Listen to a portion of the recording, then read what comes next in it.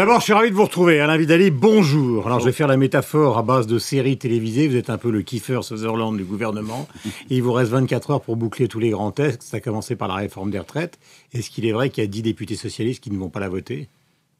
Ce qui est vrai, c'est qu'il y a au moins 275 députés socialistes qui vont la voter. Je préférerais qu'on donne au moins proportionnellement autant de temps à ces 275 qui sont toujours fidèles et qui soutiennent le gouvernement qu'aux 10 qui, de manière regrettable, mais ça va probablement arriver, vous avez raison, ne vont pas la voter. Mais... Et les Verts qui s'abstiennent.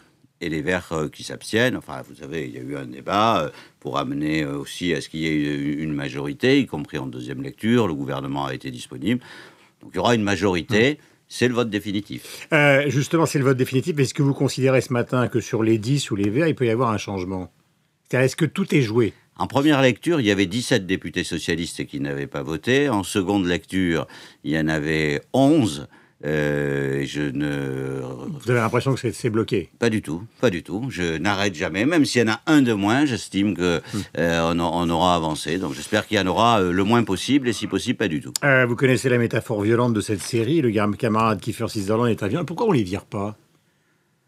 La question qui se pose à un moment donné... Normalement, en général... Puisqu'on est dans le fondement. Il y a les retraites et c'est le budget, là encore, dans les heures qui viennent. Pourquoi les gens qui ne sont pas d'accord avec la politique du gouvernement, pourquoi restent-ils ? Parce que la règle qui a été posée par ce gouvernement, me semble-t-il aussi par d'autres, la règle, c'est le vote du budget, le vote du financement, de la loi de financement de la sécurité sociale. C'est les deux textes qui marquent votre appartenance à une majorité.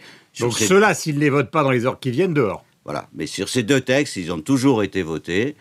Par tout le monde, y compris par ceux qui étaient parfois réticents sur d'autres textes. Donc c'est l'engagement, c'est le pacte majoritaire, c'est cela. Et aussi bien nos partenaires, radicaux que verts, que les députés, les quelques députés du groupe socialiste, ont toujours respecté ce pacte majoritaire. Pardonnez-moi de commencer justement par les couacs, enfin pas par les couacs, mais disons par les problèmes. Vous avez entendu Guillaume Tabar sur Radio Classique.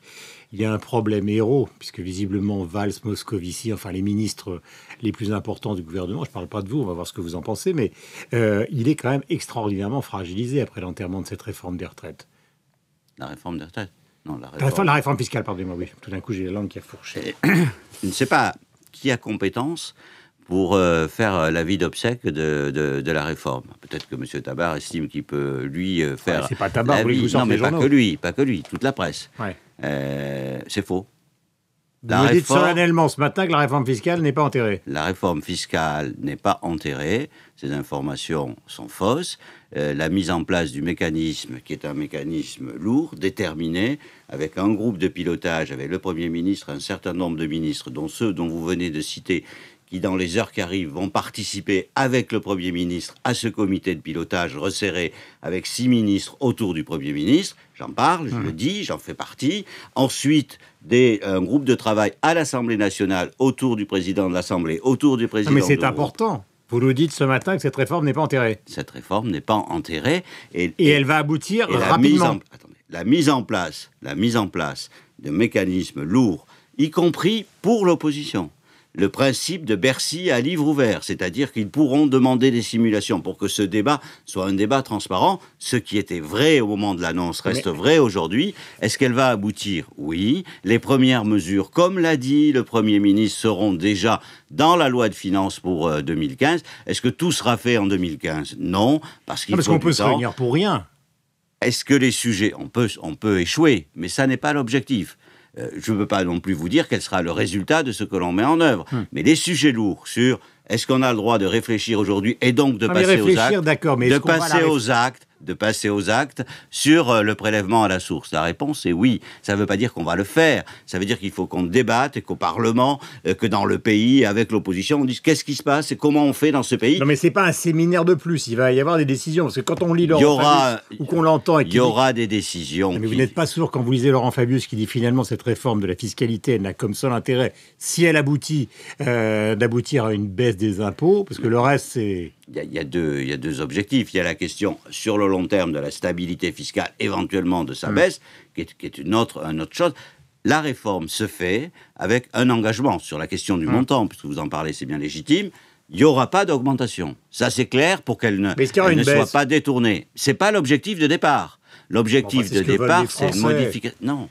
Non, parce qu'il y a Mais aussi... comment ça, vous me dites non? Parce que quand on parle... Je ne suis pas les Français, mais vous n'êtes pas les Français. Mais quand on parle de réforme fiscale, on a aussi le droit de parler, pas simplement du prélèvement, mais de la justice. Oui. Donc Oui, vous pouvez dire pour certains qu'effectivement, il faut changer les choses. C'est l'objectif. Est-ce qu'il faut avoir de la progressivité sur la CSG ou pas? Qu'est-ce que ça donne pour Mais telle ou puisque telle c'est la matinée des catégorie de métaphores, vous citoyens? savez, vous connaissez l'histoire du canard à qui on coupe la tête et qui continue à marcher un petit peu, parce que quand même la question politique de la validité du pouvoir de Jean-Marc Ayrault aujourd'hui, alors que la conférence de presse du président est attendue le 14 janvier, là aussi, pardonnez-moi, elle est posée dans les journaux, et pas simplement dans les journaux d'opposition.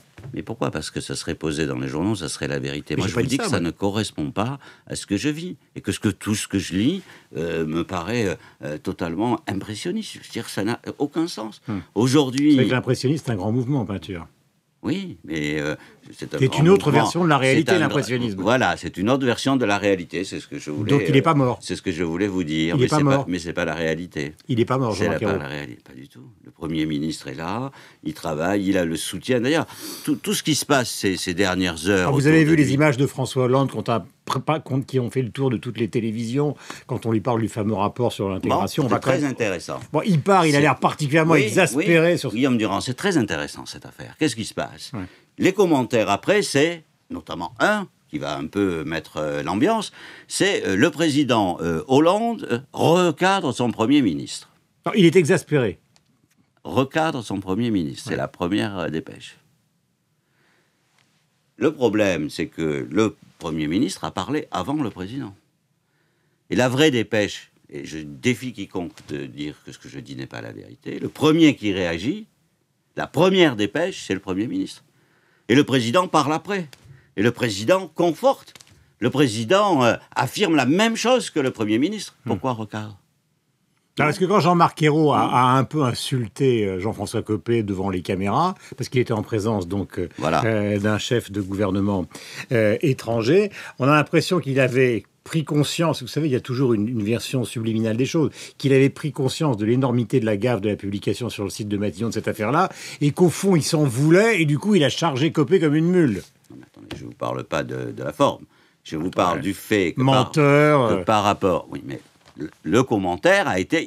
Il est recadré par le président de la République. Ils ont dit exactement la même chose. Mais vous êtes venu ce matin pour me dire tout va bien, Je ne formidable. vous dis pas que tout va bien. Je veux dire, il y a d'autres sujets. Mais je veux dire, pourquoi? Quelle est l'actualité du gouvernement aujourd'hui? L'actualité du gouvernement aujourd'hui, alors on peut critiquer. Hein, l'actualité du gouvernement aujourd'hui, c'est les succès sur la négociation sur la formation professionnelle. Ce pays est quand même formidable. Pourquoi faudrait-il qu'on débatte de ces affaires qui n'ont strictement aucun intérêt, qui Ce sont de des affaires l'appréciation politiques. Oui, des affaires non Sur la formation politiciennes. non, mais Politicienne. La formation professionnelle, c'est essentiel. La J'avais dit le question contraire, moi. de la directive travailleur, c'est ça. L'actualité du gouvernement, c'est ça. C'est la loi sur la consommation. Qu'est-ce qu'on fait sur les lunettes? Ça, c'est un vrai sujet. Est-ce qu'on continue à Mais protéger ça, la on rente pourrait ou est-ce qu'on tellement fait- rentrer dans les détails sur les lunettes, par exemple. Vous savez très bien que pourquoi pas les acheter sur Internet. Oui, Mais déjà, mais ça- d'accord, mais la plupart Très des, intéressant. la plupart des grands lunetiers vendent déjà des lunettes sur Internet. Enfin, oublions ce sujet pour Oui, l'instant. mais ça intéresse les Mais Français. j'ai jamais dit que c'est c'était- le quotidien du gouvernement, c'est le quotidien des Français. Alors attention, question solennelle. Il semble-t-il, François Hollande, depuis l'affaire de la Centrafrique, vit à l'Élysée. Je ne me mêlerai pas de sa vie privée, évidemment. Mais est-ce que ça veut dire que la présidence normale, pour vous, qui êtes quand même à la fois à l'intérieur et un observateur, elle est, pour vous, terminée? La présidence normale, je ne sais pas si elle est terminée. Très honnêtement, j'ai jamais trop mesuré ce qu'il voulait dire. Je crois que c'était une réaction par rapport à une pratique ou à une façon d'être de Nicolas Sarkozy.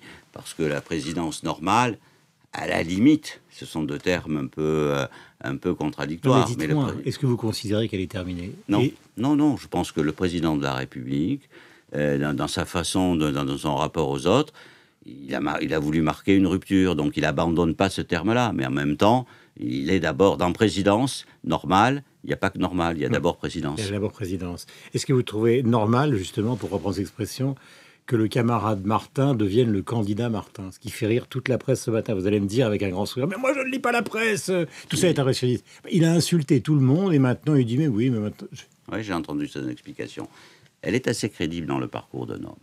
Il dit quoi? Il dit, voilà, je suis syndicaliste, je suis confronté, je me bats, et j'ai l'impression que vous, ceux que j'ai affrontés, c'est-à-dire nous, en réalité, ce que j'ai affronté, vous n'aviez pas le pouvoir de décider. Et j'ai décidé de continuer ce combat au niveau où il peut aujourd'hui être mené, c'est-à-dire de répondre à la question quelle Europe, quelle industrie pour l'Europe, au détriment d'un etc. homme qui travaillait par exemple à la Commission monétaire, qui a été député socialiste et qui n'a jamais failli. Donc pourquoi on va prendre un type qui vous insulte pour remplacer un type qui vous aide? Expliquez-moi ça, parce que qui est dans l'histoire de la gauche, oui. attendez, qui est dans l'histoire de la gauche des gens comme Pierre Bérégovoy qui ont des carrières justement d'ouvriers et qui deviennent Premier ministre de la France, c'est tout à l'honneur d'un système politique français Bien sûr. qui prouve que c'est pas simplement homogène socialement. Mais là, enfin, il a insulté Hollande, il a insulté la majorité d'avant. Oui, mais, J'aime bien ce que vous prenez toujours un petit temps pour réfléchir. Oui, j'essaye de Je vous comprends. comprendre votre raisonnement. Et je crois qu'il y a les deux faces. Je pense que ce que vous dites doit être entendu, puisque c'était hier que se passait cet affrontement. En même temps, écoutez l'explication politique. Je crois qu'elle est forte parce qu'elle correspond au vécu, pour lui, pour d'autres aussi. Le fait de dire, mais enfin, je me suis affronté avec vous, et au fond, on s'est rendu compte dans cette bataille qu'à un moment donné, parce qu'on est dans un système d'économie de marché ouvert, que j'avais beau vous demander de prendre des décisions, vous n'étiez pas en capacité de les prendre. Et c'est plutôt une élévation de la réflexion de dire à l'issue de cette bataille... Et un enterrement de Florange. On prend le type le plus agité, on le met dans un système politique. Bon, franchement, qu'il soit candidat ou pas, ça ne change rien pour la question de... Symboliquement, si, c'est la colère est devenue une institution. Le colérique, c'est un punk qui rentre à l'Orchestre national de Paris. Je dirais que la colère débouche sur une solution politique au niveau où elle doit être posée, c'est-à-dire au niveau européen. Ça me paraît plutôt un saut qualitatif. Est-ce que vous considérez, en lisant les journaux, que les commentaires, par exemple, de Libération, qui parlent de la caisse noire de la Sarkozy, ne vont pas un peu trop loin, puisque finalement, il n'y a pas de juge d'instruction concernant justement l'ancien ministre de l'Intérieur, et qu'on ne sait pas très bien ce qui lui est reproché. Parce qu'il n'y a aucun... J'essaie d'être précis pour qu'on ne dise pas n'importe quoi. Pour l'instant, il n'y a pas de traces précises d'une appropriation privée de ces fonds. Vous parlez de l'affaire de M. Guéant ? Évidemment, le cardinal, c'est lui. Écoutez, pour l'instant, ce que l'on sait, c'est qu'il y a une enquête administrative qui avait été demandée par le ministre de l'Intérieur et qui montre qu'il y a eu une rémunération, ça c'est les éléments objectifs, qui montre qu'il y a eu mensuellement une rémunération de l'ordre de 10 000 euros supplémentaires, alors que c'était interdit depuis 2002, qui a été rétabli pendant 2 ans, quand M. Guéant était au ministère de l'Intérieur, et que ces fonds proviennent, semble-t-il, d'un argent qui est disponible et qui est normalement destiné à rémunérer ce qu'on appelle les tontons, c'est-à-dire en réalité les indiques de la... C'est un scandale ou c'est un faux scandale ? Je pense qu'au point où on en est là, ce que je veux dire, c'est que la seule chose à faire, c'est de respecter le travail de la police et de la justice. Et moi, je ne suis pas un procureur de comptoir, ni de radio, ni de télévision. Les faits, le ministre de l'Intérieur les a portés à la connaissance, c'était obligatoire, puisqu'il y avait ce rapport. Et maintenant, M. Guéant, comme les autres, ont droit à la présomption d'innocence, et c'est vrai pour lui, et j'espère que ça sera vrai pour d'autres. Merci beaucoup Alain Vidali. Je rappelle que vous êtes ministre des Relations avec le Parlement et que dans les heures qui viennent, donc les textes importants vont être votés définitivement à l'Assemblée nationale. Et passez la meilleure journée possible. Merci. La formule est rémanente, mais elle est sincère sur notre antenne, celle de LCI et de Radio Classique.